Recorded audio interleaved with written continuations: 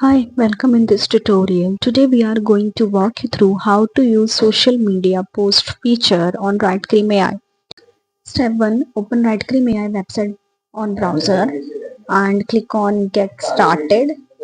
Now click on login button and you can sign up also if you don't have an account.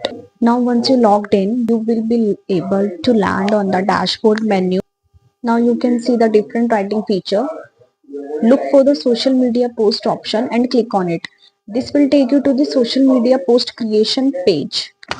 Here comes the fun fact. You will need to provide some input details and Writecream AI will use this to generate a post that matches your requirement. Once you have filled all the details, click on the generate button. Now Writecream AI will process the information and create a social media post within a second. After the post is generated, you will see the result. You can review the content. After the post is generated, you will see.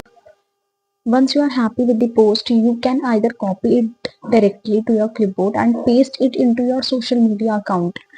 And that's it. You have just created a highly effective social media post using Writecream. Thanks for watching this video. Stay tuned with us to get more informative videos like this.